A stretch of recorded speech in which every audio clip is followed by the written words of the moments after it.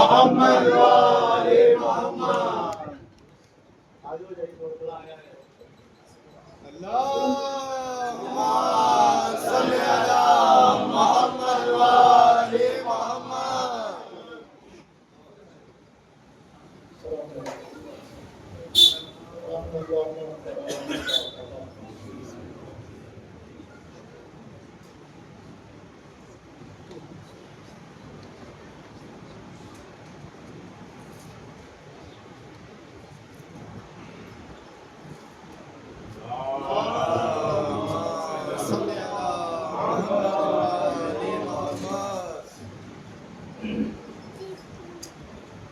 لا حول ولا قوة إلا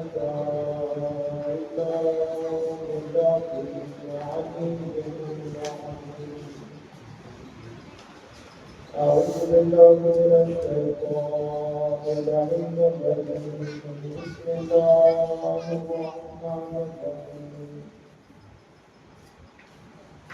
الحمد لله الذي كما لا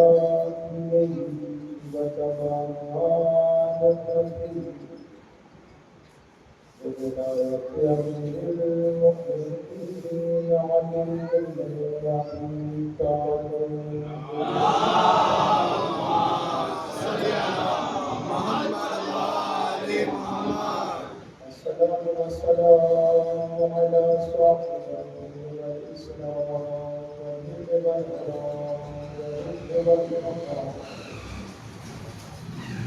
والصديق والبيان والشريعة والإحكام والملة والقرآن والمحبة والإحسان والحق والبيان والكتاب والقرآن وسيدنا ونبينا وشفيعنا مولانا منتصر عليه جد العسل والحسن أبو القاسم محمد. اللهم صل على محمد وآل محمد. قال الله تبارك وتعالى في محكم كتابه والقرآن كتابه.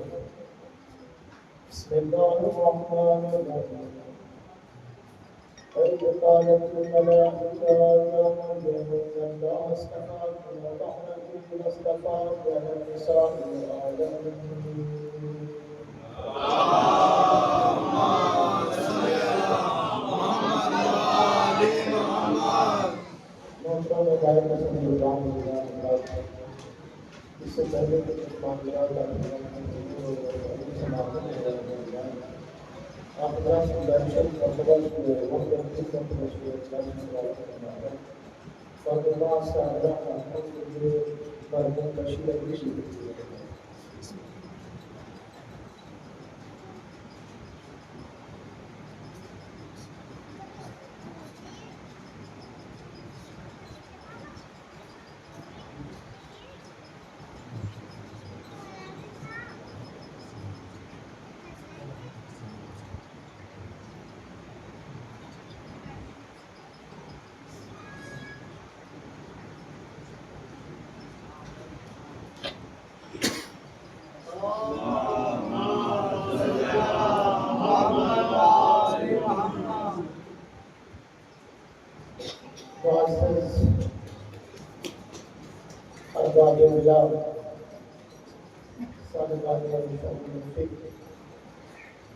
جیسا کہ آپ حضرات واقف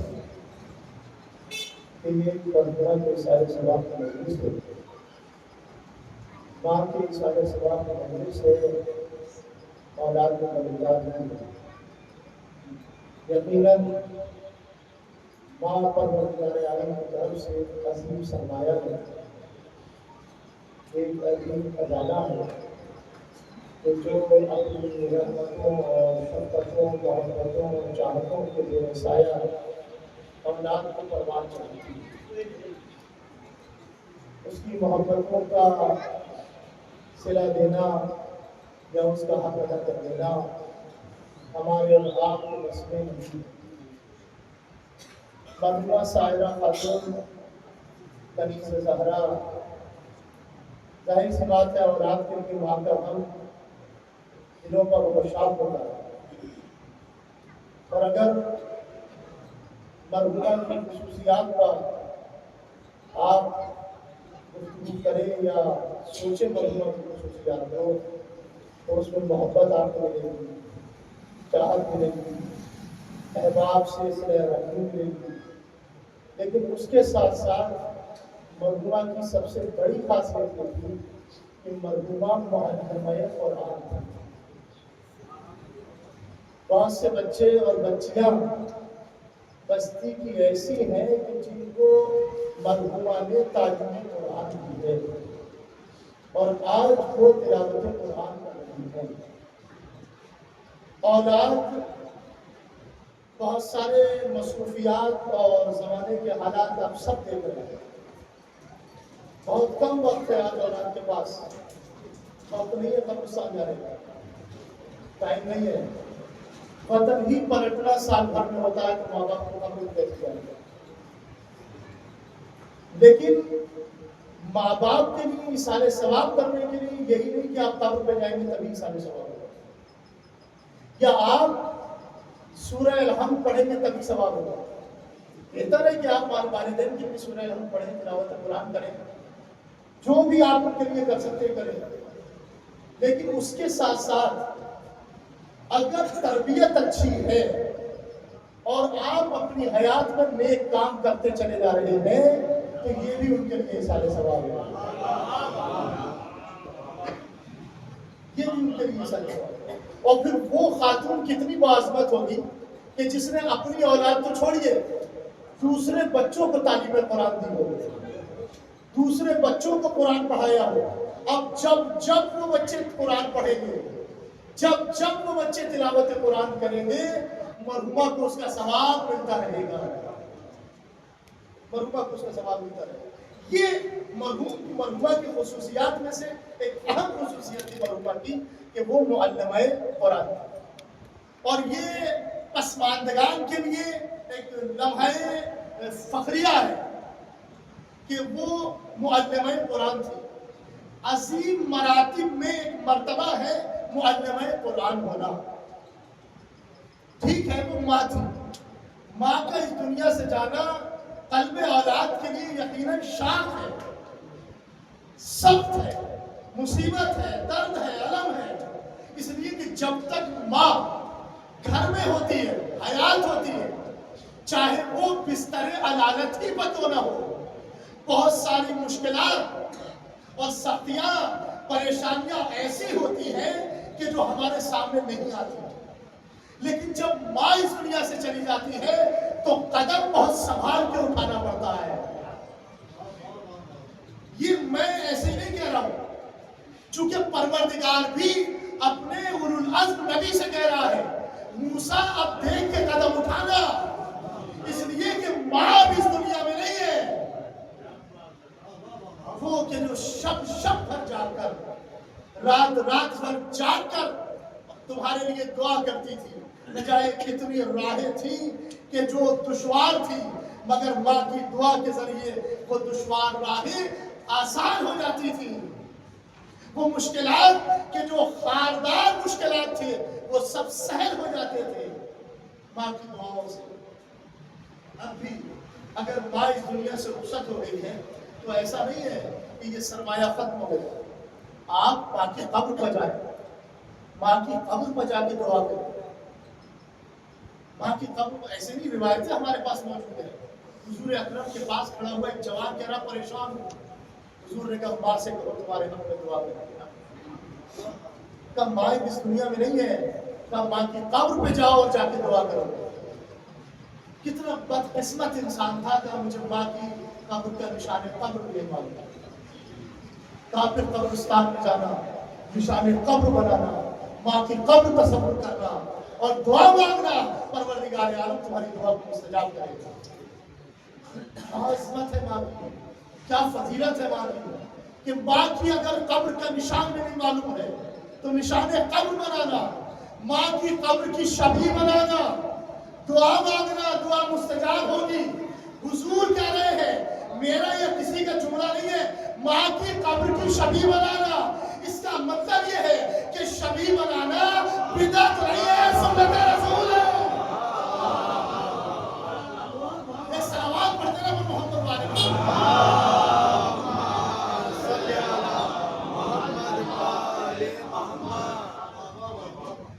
ماں کے سارے سوال کی مجلس ہے، اور ماں کی سارے سوال کی مجلس میں ایک ماں کا ذکر چھیڑنا چاہتا ہوں. ایک ایسی ماں کہ جو ماں تو ہے مگر شوہر نہیں ہے. اور میں نے آیت کریمہ بھی پڑھی ہے، وَإِذْ قَالَتِ الْمَلَائِكَةُ يَا مَرْيَمُ إِنَّ اللَّهَ اصْطَفَاكِ وَطَّهَّرَكِ وَاصْطَفَاكِ عَلَى النِّسَاءِ الْعَالَمِينَ.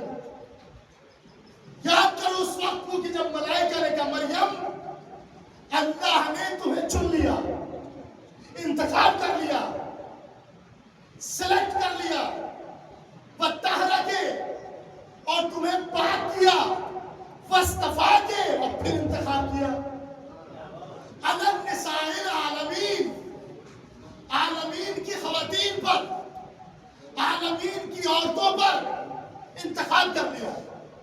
پہلے کیا ہے؟ انتخاب کیا ہے، پھر پاک کیا، پھر انتخاب کیا. پہلے چنا، پھر پاک کیا، پھر چنا. سلیکٹ کیا، پاک کیا، پھر سلیکٹ کیا. بھائی جب ایک مرتبہ خدا نے چن لیا تھا، استفائیت دے دی تھی، انتخاب کر لیا تھا، تو یہ دوسری مرتبہ چننے کی کیا ضرورت تھی؟ ایک مرتبہ انتخاب کر لیا نا پروردگار نے. مریم تمہارا انتخاب ہو گیا، مریم تمہیں چن لیا گیا، استفائیت عطا کر دی گئی، مصطفیٰ بنا دیا گیا، تو پھر یہ دوسری مرتبہ مصطفیٰ بنانے کی کیا ضرورت ہے؟ یہ دوسری مرتبہ مصطفیٰ بنایا کیوں جا رہا ہے؟ اگر کسی ایرے غیرے کے تفسیر میں جاتے تو شاید یہ نہ ملتا صحیح سے، مگر ہم وہ ہیں کہ جن کے ہاتھ میں تفسیر آل محمد ہے، تفسیر محمد و آل محمد ہے. کہا یہ جو مریم کی پہلی استفائیت ہے، یہ مریم کی اپنی نہیں ہے، یہ اس لیے ہے کہ مریم عمران جیسے باپ کی بیٹی ہے. یہ جو اللہ نے چن لیا نا، انتخاب کر لیا نا، سلیکٹ کر لیا نا، پہلی جو استفائیت ہے، پہلے جو چنا، یہ استفائیت اس لیے ہے کہ مریم عمران جیسے باپ کی بیٹی ہے، دختر ہے، عمران جیسے باپ کی. اور یہ جو دوسری استفائیت ہے، یہ بھی مریم کی ذاتی نہیں ہے، یہ بھی مریم کی اپنی نہیں ہے. یہ اس لیے اللہ نے چنا، یہ اس لیے اللہ نے سلیکٹ کیا، یہ اس لیے اللہ نے انتخاب کیا کہ یہ عیسیٰ جیسے بیٹے کی ماں ہے.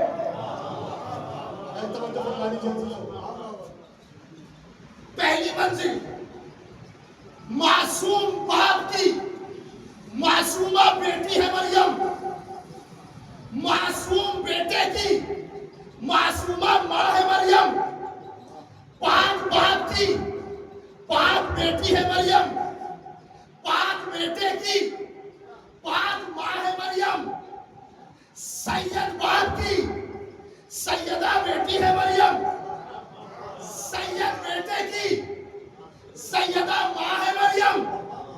اور قرآن کہہ رہا ہے ہم نے مریم کو چن لیا. قرآن دو وسیلے بتا رہا ہے مریم کے چننے کے. ایک کیا؟ ہم نے باپ کے ذریعے چنا، ایک بیٹے کے ذریعے چنا. دو وسیلے بیان کر رہا ہے. ہم نے باپ کے ذریعے چنا، ہم نے بیٹے کے ذریعے چنا. کیسا بیٹا؟ عیسیٰ کلمت اللہ، روح اللہ، اولو العزم. ایسے بیٹے کی ماں ہے مریم، مگر سلیکٹ کیا ایک معصوم بیٹے کی وجہ سے، ایک معصوم باپ کی وجہ سے. تو قانون یہ بنا کہ اب کوئی بھی عورت، کوئی بھی خاتون، کوئی بھی لیڈیز، کوئی بھی مزدور، کوئی بھی نساء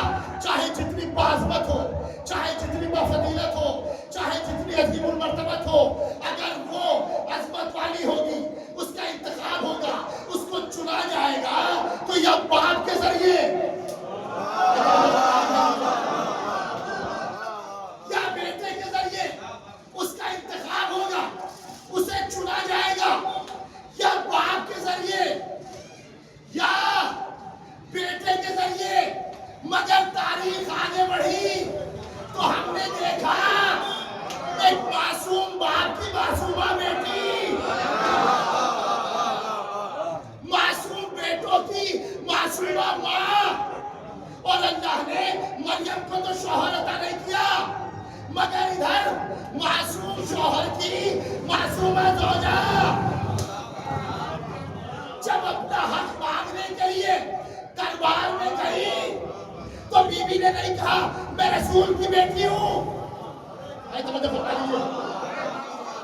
میں حسنین کی ماں ہوں، میں علی کی شوہر ہوں، میرا شوہر معصوم۔ بی بی نے یہ نہیں کہا، بلکہ بی بی نے اس تاریخی خطبے میں ایک تاریخی جملہ کہا، اعلموا انی فاطمہ، جان لو میں فاطمہ ہوں۔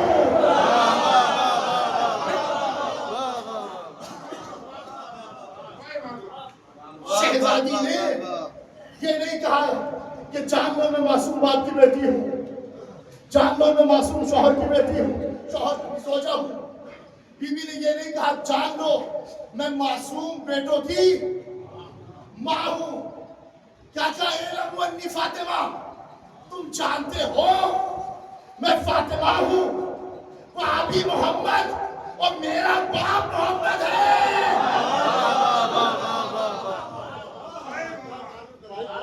میرا باپ محمد ہے۔ شہزادی نے کہا میرا باپ محمد ہے۔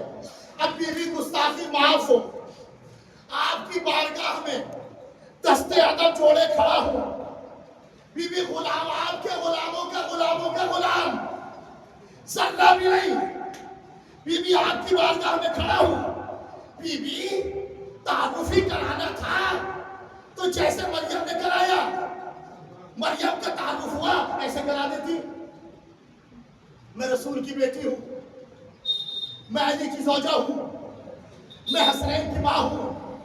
بی بی آپ نے یہ تعارف کیوں نہ کرایا؟ بی بی یہ تعارف کرا دیتی کہ میں حسنین کی ماں ہوں، میں علی کی زوجہ ہوں، میں رسول کی بیٹی ہوں۔ بی بی آپ نے یہ تعارف کیوں نہ کرایا؟ یہی کیوں کہا کہ تم جانتے ہو میں فاطمہ ہوں؟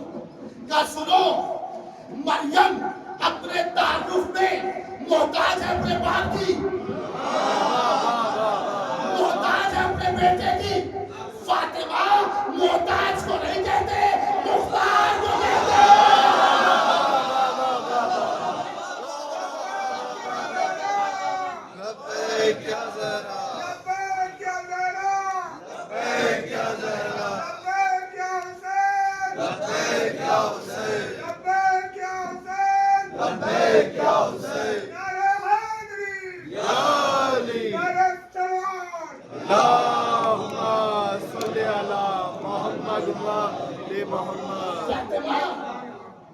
میں محتاج نہیں ہوں، فاطمہ محتاج کو نہیں کہتے، مختار کو کہتے ہیں۔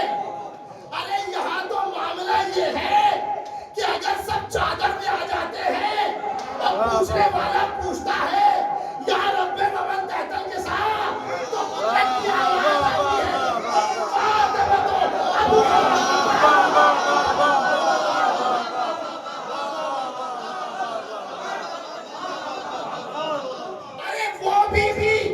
کسی کے تعارف کے محتاج کیوں ہو کہ جس کے ذریعے نبوت کا بھی تعارف ہو، امامت کا بھی تعارف ہو۔ ایک صلوات پڑھیں گے محمد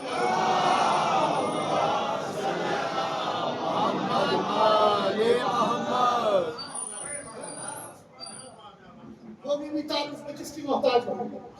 جس کے ذریعے نبوت کا تعارف ہو رہا ہو، جس کے ذریعے امامت کا تعارف، امامت پہچانی جا رہی ہو، جس کے ذریعے رسالت پہچانی جا رہی ہو. اچھا مریم صدیقہ ہے نا، مریم صدیقہ ہے، لیکن ایسی صدیقہ نہیں ہے جیسی فاطمہ. جس منزل کی صدیقہ فاطمہ ہے اس منزل کی صدیقہ مریم نہیں ہے. کیا کہا تھا پروردگار نے اولاد دی نا، جب صاحب اولاد کیا تو لوگوں نے کیا کہا، یا اخت ہارون. تمہارے باپ تو ایسے نہیں تھے، یہی کہا تھا نا، ماں تو ایسی نہیں تھی، یہ بچہ کہاں سے آیا. اشارہ کر دیا کہ ہمارے کی طرف، بہن کی طرف، کیا گوشت کی طرف اشارہ کر دیا. لوگ بچے کی طرف بڑھ بھی گئے، کہیں بچے بولتے ہیں، مگر کیوں؟ چونکہ یہ عظمت دیکھ چکے تھے، عظمت مریم سے بھی واقف تھے کہ مریم کی آغوش میں ہے بچہ، مریم کا بچہ ہے یہ. اب متوجہ ہوئے، کیا بولنا چاہیے تھا حضرت عیسیٰ کو آغوش مادر سے؟ میری ماں پاک دامن ہے، میری ماں پاکیزہ ہے، باعفت ہے، یہی کہنا چاہیے تھا. لیکن عیسیٰ نے کیا کہا، انی عبداللہ وآتانی الکتاب وجعلنی نبیّا، میں اللہ کا بندہ ہوں، کتاب لے کے آیا ہوں، نبی بنا کے بھیجا گیا ہوں. میں نبی بنا کے بھیجا گیا ہوں، 40 برس کے بعد نبی نہیں بنوں گا. میں نبی بنا کے بھیجا گیا ہوں، میں نبی وہیں سے بن کے آیا ہوں. قوم سمجھدار تھی، سمجھ گئی کہ یہ معصوم کی ماں ہے، غلطی نہیں کر سکتی.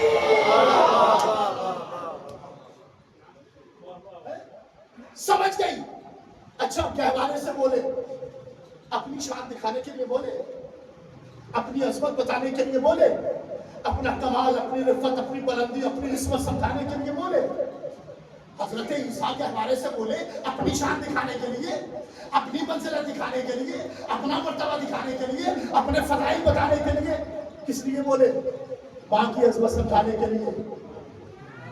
کہوارے سے بولے مگر ماں کی عظمت سمجھانے کے لیے، ماں کی عظمت سمجھانے کے لیے.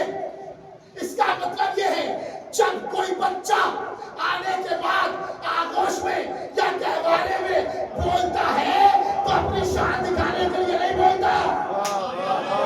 عصمت کے گھرانے میں جب کوئی بچہ آتا ہے اور بولتا ہے تو اپنی شان بتانے کے لیے نہیں، سامنے والے کی عظمت سمجھانے کے لیے.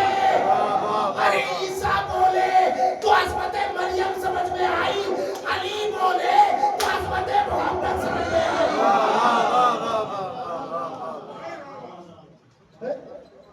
عیسیٰ بولے تو عظمت مریم سمجھ میں آئی، علی بولے تو عظمت محمد سمجھ میں آئی، وقار محمد سمجھ میں آئی. عصمت مریم کے لیے بولے عیسیٰ آغوش میں، عصمت مریم کے لیے بولے، ماں کی عصمت سمجھانے کے لیے، ماں کی عصمت کو بچانے کے لیے حضرت عیسیٰ کو آغوش میں بولنا پڑا. ماں کی عظمت سمجھانے کے لیے، ماں کی عصمت سمجھانے کے لیے، ماں کی صداقت بچانے کے لیے بولنا پڑا حضرت عیسیٰ کو. تب سمجھ میں آئی عصمت مریم، عصمت مریم. مگر ہم نے ایک خاتون کو اور دیکھا، باپ کی صداقت بچانے کے لیے باپ کے ساتھ ساتھ گھر سے نکلی تو ہے مگر بولنا نہیں پڑا. بغیر بولے باپ کی صداقت بچا لائی، اور صرف باپ کی صداقت بچا کے نہیں لائی، باپ کی صداقت بھی بچائی، اس کی توحید بھی بچائی. باپ کی صداقت بھی بچا لائی فاطمہ، مباہلے میں جا کے باپ کی صداقت بھی بچا لائی، اس کی توحید بھی بچا لائی. سیدہ در جا کے مباہلے میں گواہی دی نا حضرت عیسیٰ. سامنے کون ہے جو کہہ رہے ہیں؟ یہ جو سامنے ہے یہ کون ہے؟ یہودی. یہودی ہے نا، اور آج تو آپ کے پیش نگاہ کردار یہودیت آپ کے سامنے کیا دیکھ رہے تھے؟ یہ منظر جب مریم لے کے آ گئی نا بچے کو، ایک کپڑے میں لپیٹ دیا، پارچے میں لپیٹ دیا، آگوش میں ایسے کر کے یہ چل جائے گا۔ اس بچپن میں جب یہ چرچا ہے کہ مریم صاحب اولاد ہو گئی ہے، تو اس میں سے ایک شخص نے آتے ہوئے دیکھا اور وہ فوراً دوڑا مریم کے قریب پہنچا۔ وہ یہ نہیں کہہ رہا کہ یہ اولاد ہے یا کیا ہے، وہ یہ سمجھا کہ اس میں من سلوا ہے۔ عرش سے روٹیاں آئی، چونکہ انہیں روٹیوں کی چٹ پڑ گئی تھی، کھانا عرش سے آتا تھا، سارا مریم تھوڑی کھا جاتی تھی، بہت سے لوگوں کو اس کھانے کی چٹ پڑ گئی تھی، مزہ آ گیا تھا کہ یہ مل جائے گا۔ جیسے ہمارے یہاں کچھ لوگوں کو کچھ چیزوں کی چٹ ہے، کیسے ہی ملے گی نہ پتا، کہیں سے ملے کیسے نہیں ملتا، تو وہ چٹ پڑ گئی تھی کھانے کی، مل جائے بس۔ اور وہ دوڑا، اس نے کہا یہ روٹیاں مریم مجھے دے دو۔ مریم خاموشی کا گزار رکھ چکی، کچھ نہیں بول رہی ہے، خاموش، کہا یہ مجھے دے دو۔ اور جب کئی مرتبہ کہا نا مجھے دے دو، مریم خاموش۔ اس نے آگے بڑھ کے وہ پارچہ چھیننا چاہا اور وہ چہرے عیسیٰ سے وہ کپڑا ہٹ گیا۔ اب جو دیکھا پیچھے ہٹ گیا، یہ فوراً پیچھے ہٹا، پیچھے ہٹ کے مریم نے چہرے عیسیٰ سے پردہ ہٹ کے بتایا کہ دیکھو گناہ چھپائے جاتے ہیں، عصمت بتائی جاتی ہے، یہ عصمت ہے، گناہ نہیں ہے، یہ عصمت ہے۔ اچھا گواہی دی ہے بچے نے، آغوش میں گواہی دی ہے نا، یہودیوں نے مان لیا۔ جب بچہ بولا، قرآن نے اس کو کوٹ کیا باقاعدہ، یہودی مان گئے۔ آج پھر پوری ملت اسلامیہ کا کوئی ایک فرد اٹھے اور اٹھ کے کہے کہ میں اس گواہی کو نہیں مانتا۔ ہے کسی مسلمان میں طاقت، ہے کسی مسلمان میں دم جو یہ کہہ دے کہ میں عیسیٰ کی گواہی کو نہیں مانتا؟ کسی مسلمان میں یہ طاقت نہیں ہے کہ وہ یہ کہہ دے کہ میں اس گواہی کو نہیں مانتا۔ کسی مسلمان میں یہ قوت نہیں ہے کہ کہہ دے وہ اس گواہی کو نہیں مانتا۔ کہہ دے کہ بچہ تھا، گواہی کہہ دے ماں کے لیے بچے کی گواہی، بیٹے کی گواہی نہیں ہوگی۔ کہے ملت اسلامیہ کا کوئی فرد اٹھ کے، کوئی نہیں کہے گا۔ تو فیصلہ ہو گیا، جب ماں کے مقدمے میں بچے کی گواہی کافی ہو سکتی ہے ایک بچے کی، تو فدق کے مقدمے میں 2 بچوں کی گواہی کافی کیوں نہ ہوگی؟ ایک بچے کی گواہی ماں کے مقدمے میں کافی ہو سکتی ہے، تو پھر وہاں کیا ہوگا؟ اچھا حضور اکرم نے کیا کہا حدیث، یعنی اللہ نے 3 فضیلتیں آپ کو ایسی دی کہ جو کسی کو نہ ملے۔ 3 فضیلتیں، جیسا سسر دیا ایسا سسر کسی کو نہ ملا، اور یعنی آپ کو صدیقہ، طاہرہ، راضیہ، مرضیہ، فاطمہ جیسی بیٹی زوجہ آپ کو ملی، ایسی زوجہ دنیا میں کسی کو نہ ملی۔ صدیقہ مریم بھی ہے، صدیقہ فاطمہ بھی ہے، اور اللہ نے 2 ہی کو صدیقہ کہا ہے خواتین کو۔ دنیا چاہے جتنوں کو صدیقہ کہہ دے، لیکن اللہ نے 2 ہی خواتین کو صدیقہ کہا ہے، یا مریم کو، یا بطول کو، یا زہرا کو، اور اولاد بھی دونوں کو دی، اولاد بھی دونوں کو دی، مریم کو بھی اور فاطمہ کو بھی، مگر اولاد دینے میں دونوں کے فرق ہے۔ ایک کو بغیر عہد کے اولاد دی، بغیر نکاح کے اولاد دی، بغیر شوہر کے اولاد دی۔ ایک کا عہد کرایا، معصوم سے عہد کرایا تو اولاد دی۔ اے میرے عصمت کے لیے اپنے قانون کو کیوں توڑ رہا ہے؟ پہلے مریم کا عقد کرا دے، پہلے مریم کے کسی سے نکاح کرا دے، اس کے بعد اولاد دینا۔ یہ بغیر نکاح کے اولاد چو، بغیر شوہر کے اولاد چو، بغیر عقد کے اولاد چو، علی کی وجہ سے۔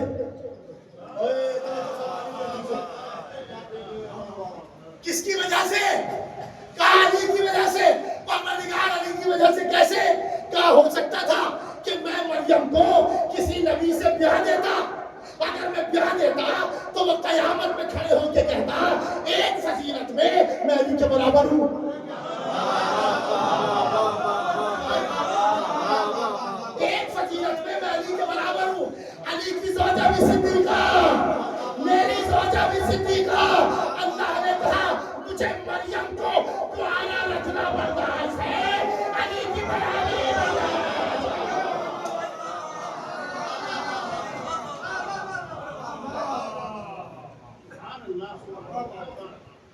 مجھے کنوارا رکھنا برداشت ہے، علی کی برابری برداشت نہیں ہے۔ ارے جو اللہ نبیوں میں علی کی برابری برداشت نہ کر سکے تو یہ بازاروں ماؤں کے بیٹے علی کے برابر کیسے ہوتے؟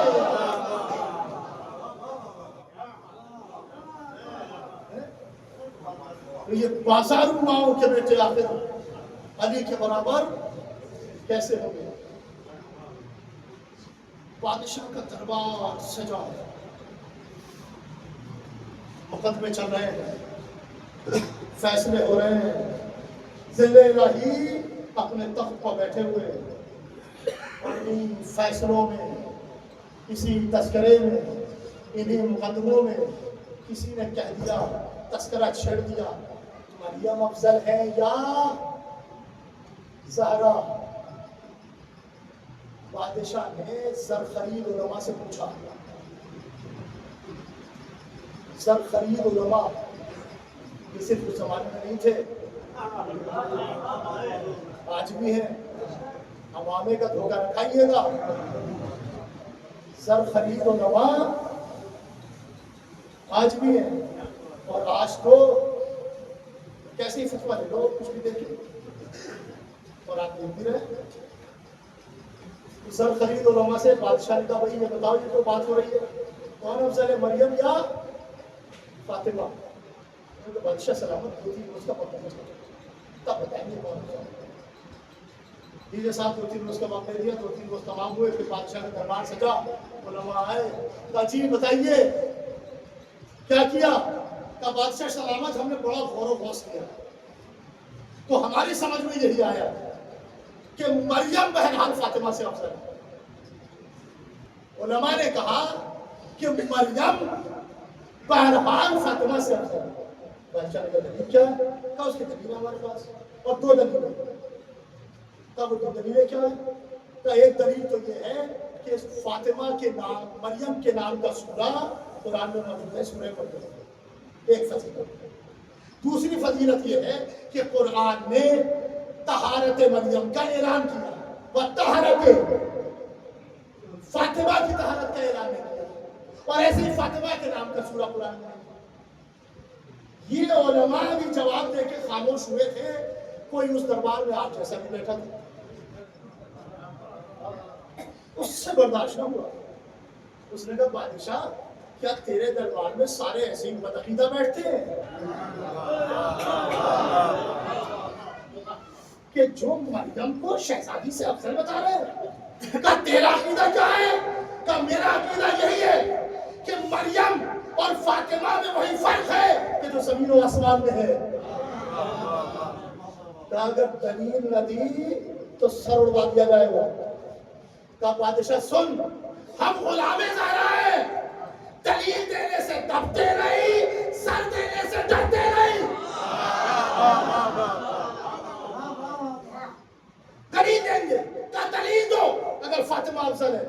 تو مسکرا کے کہا بادشاہ تیرے یہ سر خرید علماء کہتے ہیں کہ فاطمہ مریم کے لیے قرآن میں طہارت کا ذکر ہے، طہارت کا اعلان ہے، مگر بادشاہ سن، مریم کے لیے قرآن میں 1 مرتبہ آیا ہے طہارت، فاطمہ کے لیے 2 مرتبہ آیا ہے۔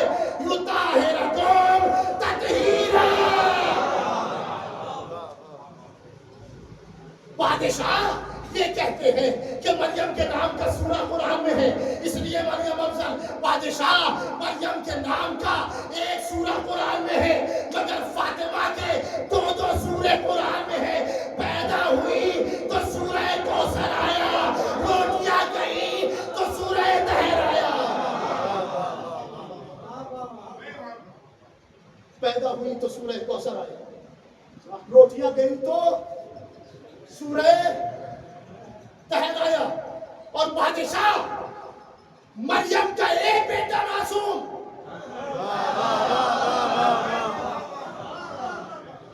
فاطمہ کے 11 بیٹے معصوم۔ مریم کا نام حنا نے رکھا، فاطمہ کا نام اللہ نے رکھا۔ اور بادشاہ مریم کے لیے عرش سے کھانا آیا ہے، مریم کی روٹیاں عرش میں گئی نہیں، فاطمہ کے لیے کھانا آیا بھی، روٹیاں آسمان تک گئی بھی۔ اور بادشاہ اس بحث کو چھوڑ دے، یہ بحث یہیں ختم کر دے، جب وقت آئے گا تو فیصلہ ہو جائے گا۔ تو کیسا فیصلہ ہو جائے گا؟ کہ اس لیے کہ آج مریم کا ایک بیٹا، مریم کا بیٹا بھی غیب میں ہے، صحرا کا بیٹا بھی غیب میں ہے، مریم کا بیٹا بھی آئے گا، صحرا کا بیٹا بھی آئے گا، مریم کا بیٹا نماز پڑھے گا، صحرا کا بیٹا پڑھائے گا۔ مریم کا بیٹا نماز پڑھے گا، صحرا کا بیٹا نماز پڑھائے گا، اور صحرا کا بیٹا پڑھ کے کہے گا اقدمو یا ابن مریم، تقدم ابن مریم، اے مریم کے بیٹے آگے بڑھو۔ مریم کا بیٹا کہے گا کیفا اقدمو وانت ابن بنت رسول اللہ، ارے میں کیسے آگے بڑھ جاؤں، میں مریم کا بیٹا ہوں، آپ بنت رسول کے بیٹے، میں کیسے آگے بڑھ جاؤں؟ آپ بنت رسول کے بیٹے، میں مریم کا بیٹا ہوں، تو ہمارا امام نماز پڑھائے گا، مریم کا بیٹا نماز پڑھے گا۔ مریم کا بیٹا کیا ہے؟ نبی، رسول، اولو العزم، صاحب شریعت، صاحب کتاب، مگر مریم کا بیٹا نماز پڑھے گا، صحرا کا بیٹا نماز پڑھائے گا۔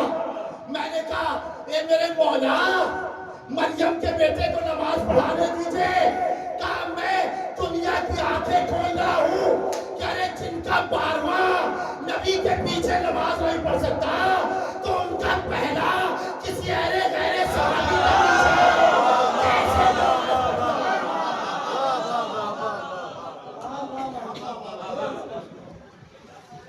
میں دنیا کی آنکھیں کھول رہا ہوں، غیر صحابی کے پیچھے ان کا پہلا کیسے نماز پڑھ لیتا، پہلا کیسے نماز پڑھتا۔ اور جب آگے یہ بات صحابیت کی، تو ایک بات اور عرض کر دوں، وقت ہے ابھی تھوڑا سا، جبکہ میں زیادہ پرانی گفتگو کرنے کا آدمی نہیں ہوں، میں کوشش یہ کرتا ہوں کہ 40 منٹ میں اپنی بات سمجھ لوں، میرا 40 منٹ ہو گئے۔ صحابہ کیسے نماز پڑھنا؟ اچھا ہر ایک صحابی ہوتا، ہمارے یہاں معیار صحابیت یہ ہے کہ جو کرے اہل بیت کو ختم ہو جائے، ہے صحابہ، یہ معیار صحابیت ہے، جس کا سر در زہرا پہ خم ہو جائے وہ صحابی ہے۔ اب میں عرض کروں آپ کے خدمت میں، ہمارے یہاں آپ کے چھٹے مولا امام جعفر صادق علیہ السلام،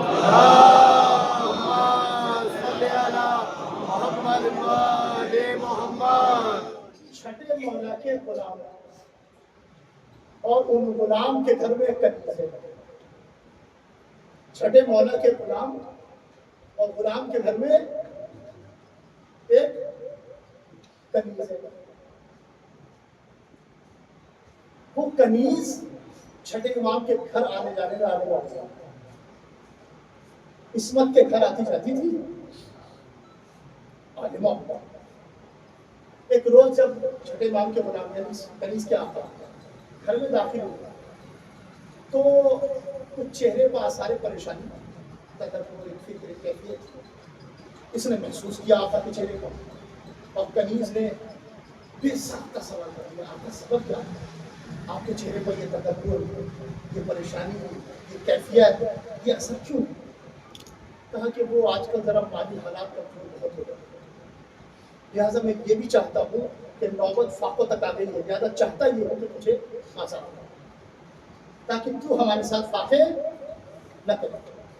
اس نے ہاتھوں کو جوڑ کے کہا تھا سب کچھ کریے لیکن مجھے اپنے آپ سے نہ کریے، اس لیے کہ آپ کی وجہ سے مجھے لگے ملا ہے، آپ کی وجہ سے مجھے چھٹے امام کا دروازہ ملا ہے، سب کچھ کریے گا مگر مجھے اپنے آپ سے الگ مت کریے گا۔ ہاں اگر مالی پریشانی ہے تو راہ حل بتا دیں۔ کنیز نے کہا اگر پریشانی ہے تو راہ حل بتا دیں۔ آقا نے کہا کس راہ حل کیا ہے؟ کہا مجھے لے چلیے ہارون کے دربار میں اور جا کے کہیے کہ یہ میری کنیز ہے، اسے میں فروخت کرنا چاہتا ہوں، بیچنا چاہتا ہوں۔ کہا قیمت کیا ہے؟ کہا 1000 سونے کے شکریہ۔ وہ کہیں گے اتنی قیمت کیوں ہے؟ ایک کنیز کی اتنی قیمت؟ تو ان سے کہہ دینا اپنے ملاؤں کو بلا لو، اس سے بحث کرو۔ توجہ چاہتا ہوں، چھٹے امام کے گھر آنے جانے میں عالمہ ہوگا، اپنے ملاؤں کو بلا لو اور اس سے بحث کرا لو۔ نیچے آقا سے بات بتا دی، آقا کے ساتھ کنیز دربار تک آ گئی، کہا میں یہ اپنی کنیز فروخت کرنا چاہتا ہوں، بیچنا چاہتا ہوں۔ قیمت کا 1000 سونے کی اشرفیہ۔ ایک کنیز کی قیمت؟ کہا اتنی قیمت اس لیے ہے کہ تو اپنے ملاؤں کو بلا لو اور اس سے بحث کرا لو۔ وہ بولیں گے اوروں کی طرف سے، یہ بولے گی آل محبت کی طرف سے، وہ بولیں گے ثقیفہ کی طرف سے، یہ بولے گی غدیر کی طرف سے۔ تم اپنے ملاؤں کو بلا لو اور اس سے بحث کرا لو۔ اب ظاہر سی بات ہے، بادشاہ نے سوچا ایک کنیزی کو ہے، کیا جانتی ہوگی زیادہ تر؟ روزہ، نماز، حج، زکات، غسل، تیمم، یہی تو مسائل جانتی ہوگی۔ کچھ معمولی سے ملاؤں کو بلایا، حسنیہ نے انہیں ایسا کرایا، ایسا ہرایا، ایسا بھگایا اور ایسا گرایا جیسے خانہ کعبہ کی ٹاپوں سے خود گرائے جا رہے ہیں۔ ایسے بھاگے جیسے خانہ کعبہ کی ٹاپوں سے۔ اب یہ سمجھ گیا کہ یہ معمولی خاتون نہیں ہے، یہ معمولی مصنوع نہیں ہے، لہٰذا اس نے اپنے زمانے کے بڑے عالم دین جس کا نام تھا ابراہیم، اس کو بلایا۔ ابراہیم نشے علمی میں چور، شراب غرور میں مدہوش، شراب غرور میں مدہوش۔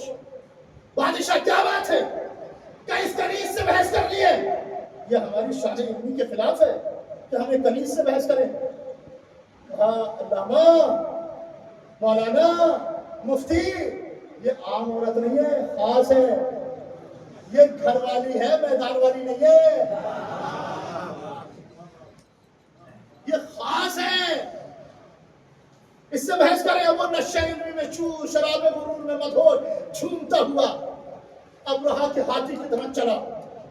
یہ چلا ابرہا کے ہاتھی کی طرح، ادھر سے یہ کنیز چھٹے امام کے غلام کی کنیز بڑھی اہل بیت کی ابابیل کی طرح،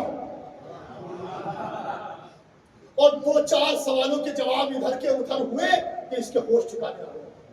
سمجھ گیا کہ یہ خاتون معمولی نہیں ہے۔ اب اس نے کہا اب تو مسئلہ پیچیدہ ہو جائے گا، لہٰذا اس نے کہا ایک سوال کر رہا ہوں تم سے۔ اس کا نے کہا سوال کیا؟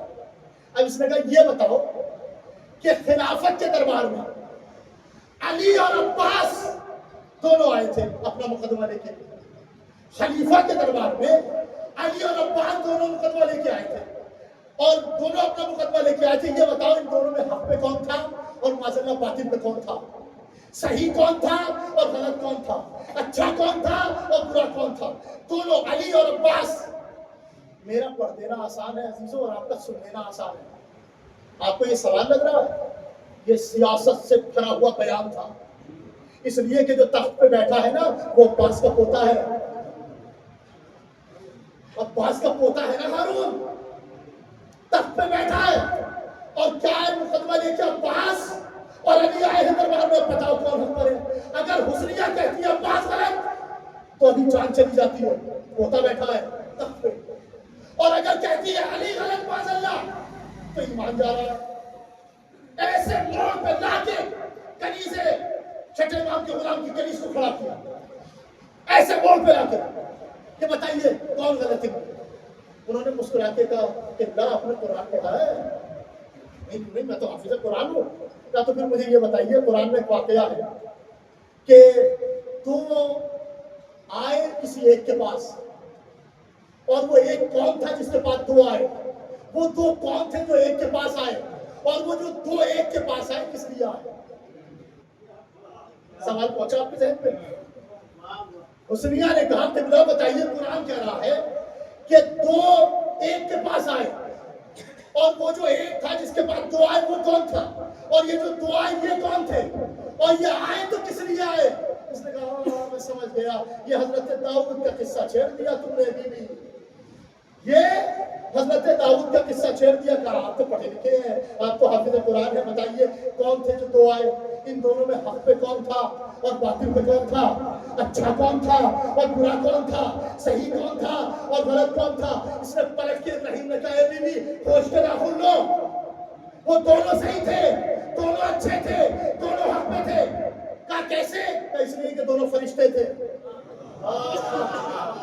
توجہ عزیزان گرامی، اس لیے کہ دونوں فرشتے تھے۔ کہا جب فرشتے تھے تو مقدمہ لے کے کیوں آئے تھے؟ کہا دونوں اگر سچے تھے، اچھے تھے، فرشتے تھے تو مقدمہ لے کے کیوں آئے تھے؟ کہا یہ مقدمہ لے کے نہیں آئے تھے بلکہ داؤد کی تنبیہ کے لیے آئے تھے۔ اس لیے نے مسکرا کے کہا عباس والی بھی مقدمہ لے کے نہیں آئے تھے، خلیفہ کی تنبیہ کے لیے آئے تھے۔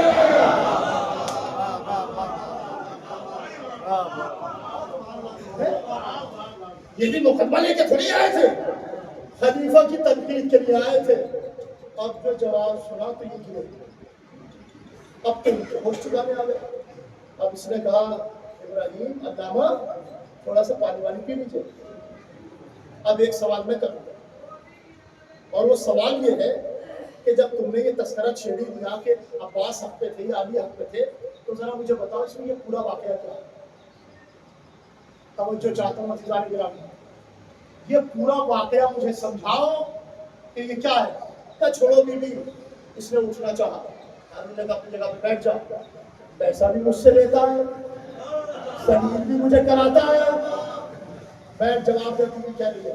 کہا وہ یہ واقعہ یوں تھا کہ حاکم تخت پہ بیٹھا تھا، عباس اور علی آگے، آنے کے بعد عباس کہتے تھے میں چچا ہوں لہذا وارث رسول میں، علی کہتے تھے میں داماد ہوں لہذا وارث رسول میں۔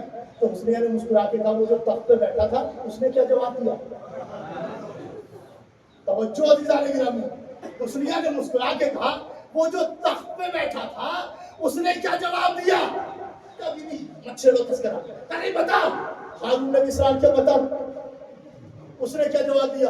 کہا جو تخت پہ بیٹھا تھا اس نے کہا ہم نے بارہا، ایک مرتبہ نہیں کئی مرتبہ رسول سے سنا ہے کہ میرا وارث علی ہے، میرا وارث علی ہے، میرا وارث علی ہے۔ تخت پہ بیٹھنے والے نے کہا ہم نے ایک مرتبہ نہیں کئی مرتبہ سنا میرا وارث علی ہے، میرا وارث علی ہے۔ جیسے ہی خلیفہ نے تخت سے اتنا کہا، رسول کہتے تھے میرا وارث علی ہے، میرا وارث علی ہے۔ عباس کھڑے ہو گئے، کھڑے ہونے کے بعد کہا ارے تیرے پاس مقدمہ لے کے کون آیا ہے؟ ہم تو یہ پوچھنے آئے ہیں جب چچا ہو کے ہم وارث نہ ہوئے تو تو کہاں سے آ گیا؟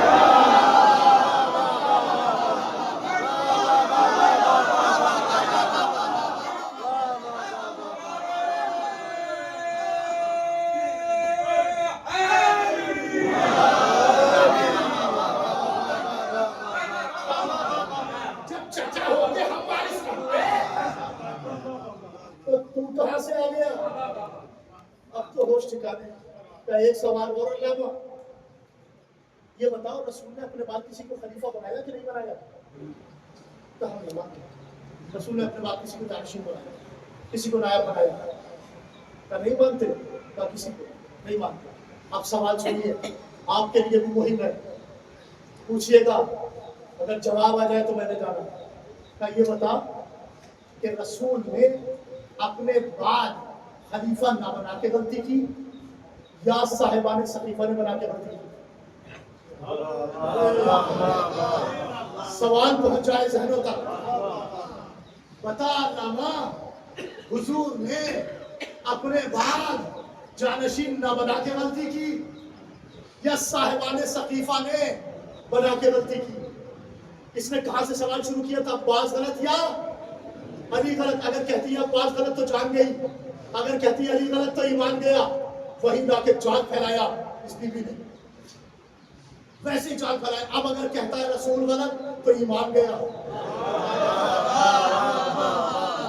اور اگر کہتا ہے صاحبان صحیفہ غلط تو جان گئی.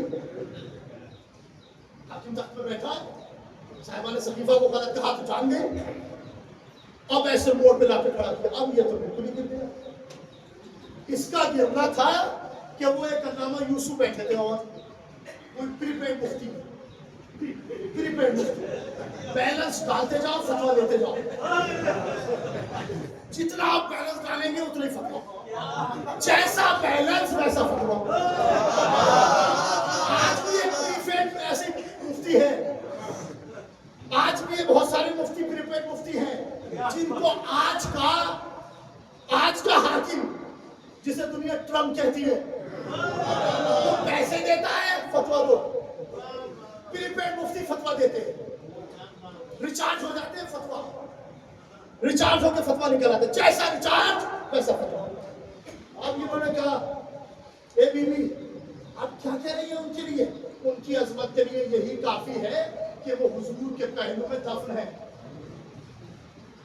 اس نے کہا یوسف نے کہ ان کی عظمت کے لیے یہی کافی ہے کہ وہ حضور کے پہلو میں دفن. اس نے مسکرا کے کہا جسے تم عظمت سمجھ رہے ہو نا یہی تو عذاب کا سبب ہے. ان کی عظمت کے لیے کافی ہے حضور کے پہلو میں دفن ہے، کہ یہی تو عذاب ہے. کیا کیسے؟ کہ اس لیے کہ حضور کی قبر کسی قبرستان میں نہیں ہے، حضور کی قبر حضور کے حجرے میں ہے. اور حجرہ نبی کا قانون یہ ہے کہ بغیر اجازت آنا جائز نہیں تو دفنانا جائز ہے.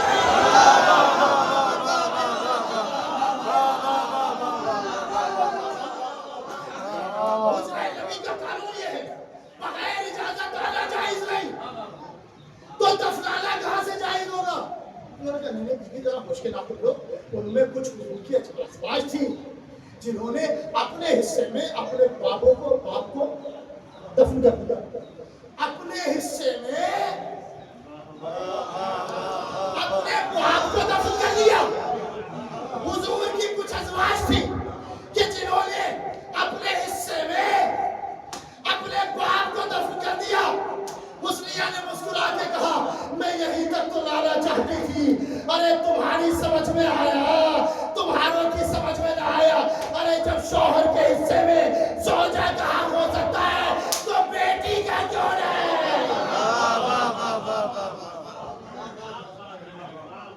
زوجہ ورثے دار ہو سکتی ہے، بیٹی ورثے دار کیوں نہیں ہوگی؟ بیٹی ورثے دار کیوں نہیں ہوگی؟ زیادہ صحرا حضور اکرم کی وارث تھی. عظمت و بلندی میں صدیقہ طاہرہ فاطمہ صادقہ بھی ہے اور صدیقہ بھی. صادقہ اسے کہتے ہیں کہ جو سچ سچ کو واقعہ دیکھے اور اسے اسی انداز سے بیان کرے. صدیقہ اسے کہتے ہیں کہ واقعہ بھی ہوا نہیں مگر بیان کرے. یہی وجہ ہے صدیقہ کی زبان سے اگر نکل جائے کہ کل درزی کپڑے لائے گا تو لائے گا. فاطمہ صدیقہ اتنی عظمتوں کی حامل خاتون، مگر تاریخ کے اوراق پر ذرا نگاہ کیجیے اور چہرے تاریخ پر دیکھیے تو مظلومیت زہرا آپ کو دکھائیں گے. 18 برس کی عمر میں عصا لے کے چلنا عزیزوں، 18 برس کی عمر ہوتی ہی کیا ہے ایک خاتون کے لیے، ایک مستور کے لیے. 18 برس کی حیات اور سیدہ کا پہلو شکستہ، شدت میں محسن کی شہادت ہو گئی. عصے کا سہارا لے کے چلتی ہے زہرا. مگر عالم یہ ہے زہرا کا کہ اپنے بابا کو دن رات روتی ہے.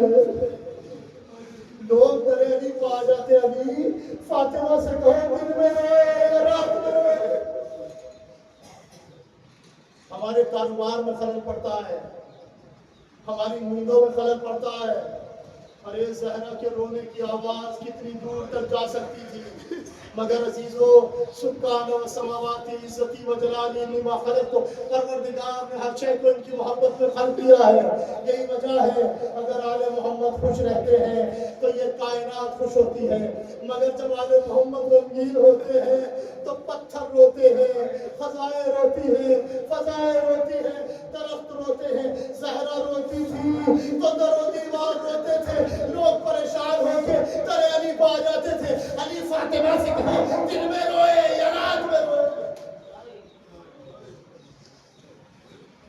عزیزو آپ اولاد زہرا ہے، ذرا تصور کر کے دیکھیے گھر میں مرد موجود ہو اور خاتون دروازے پر جائے، دروازہ کھول لے اور چلتا ہوا دروازہ زوجہ کے پہلو پر گرا دیا جائے، اور ایسے بہادر کی زوجہ کہ جو اپنے 2 انگلیوں پر بھاوے خیبر کو کھائے. مگر کیا مصلحت علی بن ابی طالب ہے، گلے میں رسی کا پھندا ڈال لیا. علی کے گلے میں رسی کا پھندا ڈال کر لے گئے. شہزادی خود سے اٹھی تو سب سے پہلا سوال کیا، یا فضہ تو خزینی، اے فضہ میری مدد کو آؤ. کہا ابو الحسن کہاں ہے؟ کبھی بھی گلے میں رسی کا پھندا ڈال کر لے گئے. علی کے گلے میں رسی کا پھندا ڈال دیا. مگر عزیزو صحرا کی مصیبتیں کم نہ ہوئی.